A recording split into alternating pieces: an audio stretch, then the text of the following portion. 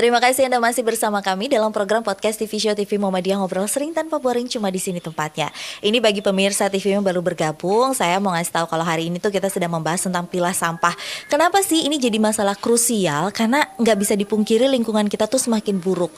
Banyak banget sampah anorganik dan organik dicampur jadi satu. Jadi yang harusnya bisa diolah kembali jadi tidak bisa diolah, yang harusnya bisa terurai lebih cepat, tapi karena bergabung dengan sampah-sampah yang susah terurai jadi malah jauh lebih membahayakan, dan hal-hal itu sebenarnya harus disadari dari sekarang. Nah, ada sebuah komunitas positif namanya komunitas pilah sampah yang sudah ada dari Juni 2020. Ini saat ini sedang gencar-gencarnya mensosialisasikan tentang betapa pentingnya memilah sampah, terutama sampah rumah tangga, dimulai dari sampah rumah tangga itu sendiri. Saya sudah bersama dengan Mbak Nadia. Nah, ini tadi kita sudah ngobrol tentang kapan berdirinya dan kenapa akhirnya membuat tentang komunitas pilah sampah ini sendiri. Yang saya pengen tanyakan saat ini adalah tentang sosialisasi. Apalagi komunitas pilah sampah ternyata didirikan saat masa pandemi, di mana waktu itu masih sampai dengan sekarang kita social distancing, kita lebih banyak di rumah dan segala macamnya. Yang bikin penasaran adalah cara sosialisasinya Mbak Nadia dari bulan Juni sampai sekarang itu treatmentnya seperti apa sih Mbak? Untuk sosialisasi kami sarana utamanya adalah Instagram. Dari situ kami hanya lewat Instagram saja. Nah, untuk soal physical distancing itu sebenarnya kami memberlakukan jadwal khusus untuk penyetoran ke recycling point. Jadi kami ini kan menjadi salah satu recycling point dari perusahaan pengolahan sampah. Jadi di mana orang-orang itu bisa datang ke recycling point dan menyetorkan sampah bersih dan terpilah mereka. Nah, awalnya kami membuka jadwal agak longgar nih, hari Selasa, Kamis, dan Sabtu. Dan jamnya juga jam yang seperti jam orang kerja, jam 9 sampai jam 5 sore. Kan tetapi setelah PSBB Tangerang Selatan ke-11 itu diberlakukan lagi, kami mulai memperketat jadwal itu menjadi Kamis dan Sabtu saja. Nah, kenapa seperti itu? Ya karena kami sangat memperhatikan kesehatan kami yang bertugas untuk memilah sampahnya dan mengumpulkan sampahnya serta menyetorkannya kembali ke perusahaan pengolah sampah. Jadi selama ini informasinya kami lebih banyak kepada sosial media Instagram. Oke. Nah, ini bekerja sama dengan perusahaan pengelola sampah. Itu awal mulanya gimana akhirnya bisa jadi bekerja sama itu? Ini sebelum komunitas ini ada atau komunitas ini dibuat dulu tapi akhirnya ada perusahaan pengelolaan sampah yang bekerja sama, atau seperti apa sih, Mbak?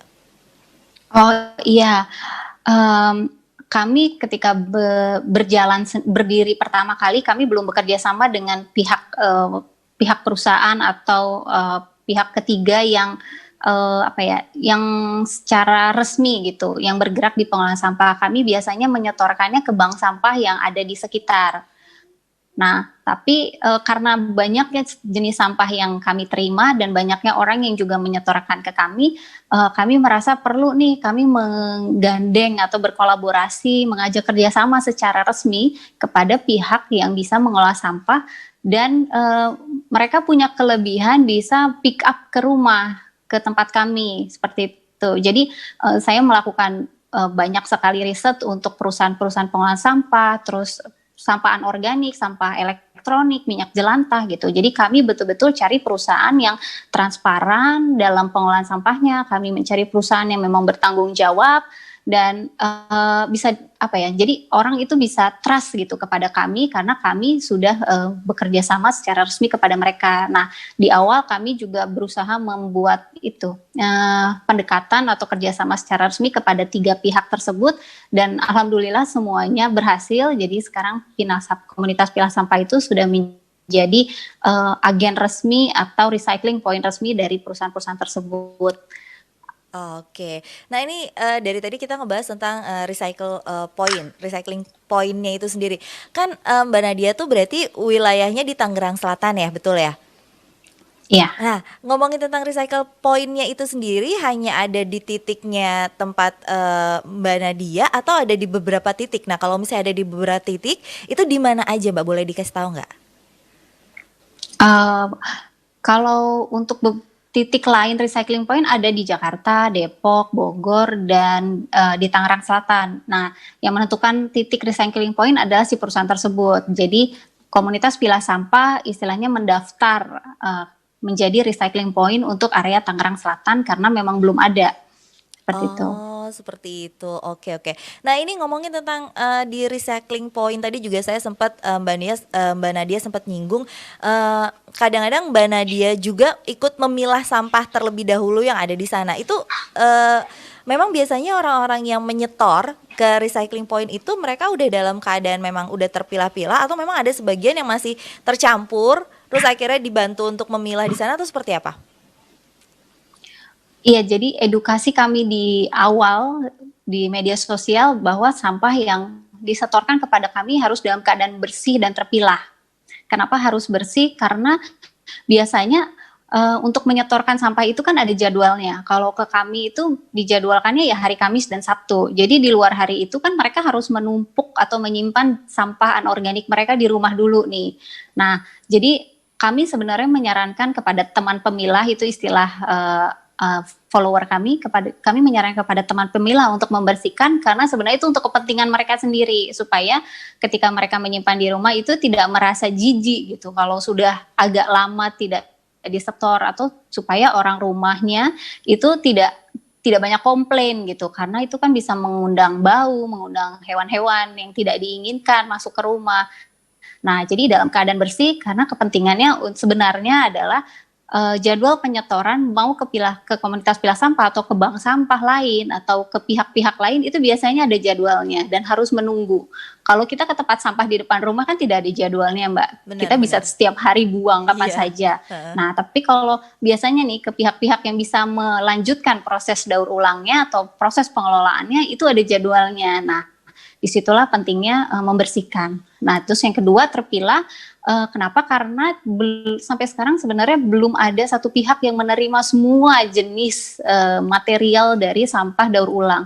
Jadi seperti kertas, kaca, terus aluminium, besi, kemudian tekstil, minyak jelantah, styrofoam, itu belum ada satu pihak yang bisa mau itu semua. Jadi itu harus terpilah lagi. Jadi kami memohon kepada teman pemilah untuk memilah walaupun dalam satu kardus tapi dikelompok-kelompokkan, karena nanti pada saat penyetorannya dari komunitas pilah sampah itu kami tetap akan menyetorkan kepada pihak tersebut jenis-jenis yang hanya mau mereka terima begitu. Jadi ini memudahkan kami dan memudahkan si perusahaan, karena jangan sampai ketika nanti pihak yang kami setorkan sebenarnya tidak mau terima styrofoam, tapi kami setor aja karena kami malas milah misalnya, itu kan nanti akan berakhirnya bisa ke TPA lagi atau bisa malah dibuang ke sungai seperti itu. Jadi kami berusaha memastikan jenis-jenis yang kami setorkan itu sesuai dengan yang diterima, dan itu kami himbau juga kepada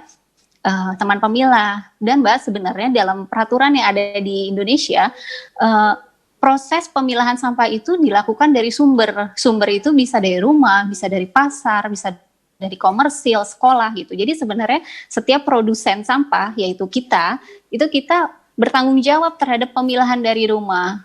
Seperti itu, Mbak. Oke, cuma sayangnya memang produsen sampah yaitu kita semua masih kurang banget kesadaran untuk memilah sampah dimulai dari rumah atau dimulai dari diri kita sendiri gitu. Nah, ini bicara tentang sampah, saya jadi penasaran deh, kalau di recycling point yang di Tangerang Selatan itu sendiri lebih banyak sampah apa sih yang biasanya disetorkan itu?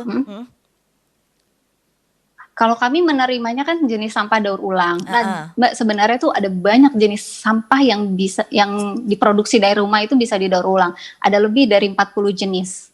Jadi Mbak bayangkan kalau Mbak habis makan ada sisa konsumsi. Sisa konsumsi itu artinya bungkusnya biasanya. Bungkusnya atau Mbak habis beli alat tulis, terus ada sisa konsumsi dari situ yaitu plastiknya, itu semua bisa didaur ulang seperti itu. Asal kita mau proaktif mencari tahu tempat-tempat yang bisa mendaur ulang itu atau mendistribusikannya lagi ke tempat daur ulang. Jadi bukan hanya ke komunitas pilah sampah tapi juga ke bank sampah. Bank sampah itu kan sebenarnya sudah ada di Indonesia, cuman informasinya tidak tidak terlalu viral sehingga masyarakat itu harus proaktif mencari gitu, mencari bisa lewat Google, bisa lewat RT RW setempat seperti itu.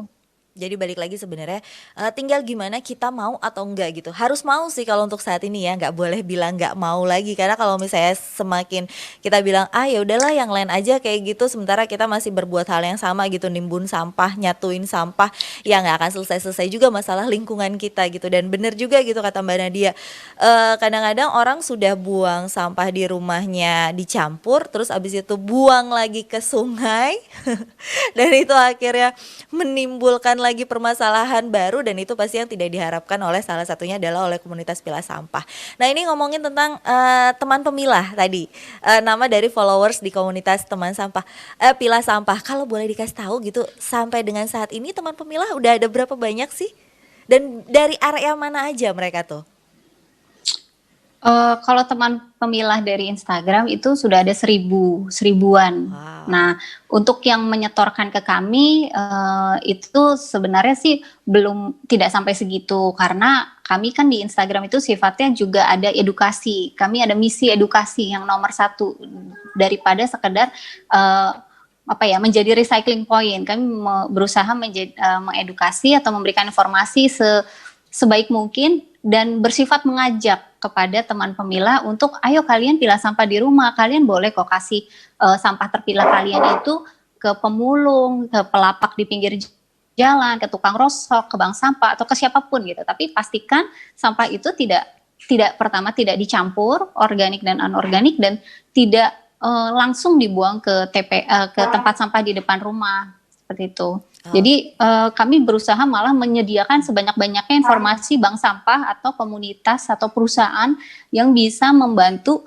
mendistribusikan lagi dan mengolahnya lagi gitu. Jadi teman pemilah punya banyak opsi nih gitu, nggak harus ke komunitas pilah sampah. Oke. Jadi semakin banyak cara untuk membuang sampah dengan yang jauh lebih baik. Nah ini nanti di segmen berikutnya saya mau tanya sama Mbak Nadia sebagai orang yang sudah memilah sampah dari 8 tahun yang lalu, pasti punya tips dan trik gimana caranya biar kita nggak males gitu untuk memilah-milah, dan biar tetap yang namanya sampah itu, kalau biasanya sampah itu terkesan dengan jorok, bau, sampai akhirnya menimbulkan binatang-binatang yang tidak kita inginkan gitu, nggak kejadian semua. Untuk itu jangan kemana-mana, tetap di podcast TV Show TV Muhammadiyah, ngobrol sering tanpa boring, cuma di sini tempatnya.